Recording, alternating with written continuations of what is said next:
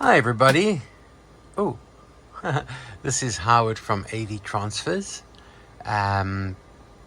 Putting in some extra graft here on a Sunday. I don't normally officially work on a Sunday, but sometimes if I can see the week is going to be really busy for various personal and business reasons, I try and squeeze in a bit of work on the weekend. So I'm busy doing a 16-track half-inch cassette. Oh, cassette is the wrong word. Slap on the wrist. I'm doing a 16-track half-inch audio reel, and each one of those is a separate track of sound. And I scratched my head for a while because I couldn't get... Well, first of all, I had the computer, which was getting the signal, was getting them all in the wrong order, and I had the channels, the first 8 and the second 8 switched, and one of the channels was dead, and I was like, oh no, why? But after some investigation, I found that, I don't use these that often because they're not a huge demand for this type of stuff. One of these channel buttons was depressed. So I gave it some therapy and unpressed it, and there it is, all 18 channels of sound. Unfortunately, I can't really play what's on there because it's not mine to sort of disseminate. But still, you can see what's going on. So this tape, when I got it, was extremely badly cockeyed. Is that a term people use? I don't know.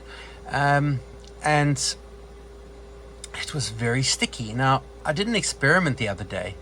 I took a drill on some tape that I knew wasn't able to run for video in this instance, and I ran it with a drill very slowly, and I cleaned it by hand with some paper towel. I ran through the whole tape, and not a single bit of shedding occurred on the towel. So okay, fine. So I tried to run the tape again through the machine, and guess what? It still didn't work. So it seems like the moisture in the tape and the breaking up of the tape are two different things, really. And so I had to bake these tapes. I did them at a very low heat for about 2 days. I'm basically reducing my baking temperatures now, and that's mainly because the cost of electricity has shot up, and I think, well, it can't hurt to do them a bit slower. So about 2 days baking. There are a couple of these to do, and it's amazing. It goes from being a non-playable tape to something you can actually play and listen to. You might hear a little bit of the one channel I'm monitoring. I'm not monitoring all these channels. I just pick I can monitor 2 through my headphones at a time. I'm not doing any mastering on this. I'm purely capturing the sound for a client. So I just monitor 1 or 2 tracks to see that they're acceptable and that their speed is not a problem.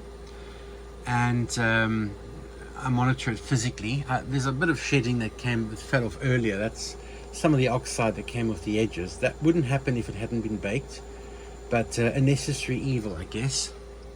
This is a Ampex tape. Ampex tape is a bit famous for being a bit rubbish in that sense, but it's a predictable kind of rubbish, I guess.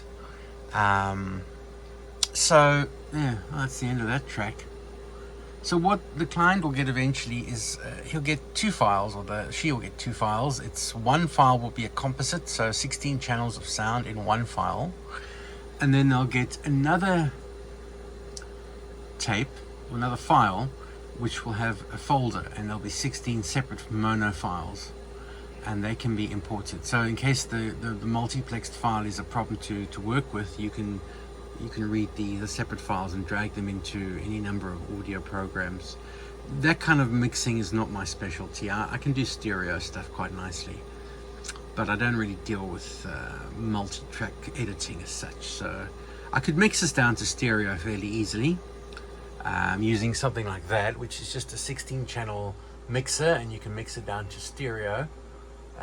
But it wouldn't be a sort of a high-end down mix. I'm not an engineer in that sense of the word, and that's not my specialty. My specialty is kind of doing these sorts of tapes, and that's a 16 channel master, and that's an 8 channel, which is just monitoring. So effectively an 8 channel would have twice as much tape real estate. So I guess the quality would actually be better on an 8 channel recording than a 16, because the channel width is halved every time you add more channels. I've been looking into getting some of the more high-end reel-to-reel stuff like the Sony Dash system, but again, I'm not sure. The problem is it takes up a huge amount of space, and that's basically reel-to-reel with digital files on it. Some early recordings were made on there, like I believe the Dire Straits Brothers in Arms was done on Sony Dash. I think some of Michael Jackson's stuff was done on that. Not that I'm expecting to get their stuff to transfer, but it's an interesting format which does tickle my interest, and also the bigger formats, the 1-inch and 2-inch formats. But again, a lot of real estate, and there are a lot of people out there who can do that in studios where they can master it as well. So yeah, I would add it if it was necessary, but for now this is fine. I enjoy the odd this is mainly more amateur bands, home recordings, things like that. There are a couple of variations, but Fostex generally and Tascam have been the sort of main runners in this kind of thing. So yeah, so that's, we're heading up to there. That's a sort of an analog to digital converter. There's another one here around here somewhere, so each one of these is doing 8 channels, and then they're going into there digitally and recording. That's what I'm doing this morning. Lots of other repair videos and things happening. I've got a couple of projects that I'm kind of stuck on, which is why they haven't come out on YouTube. But yeah, just keeping up what we do here at avtransfers.co.uk. So this is Howard for now, saying bye.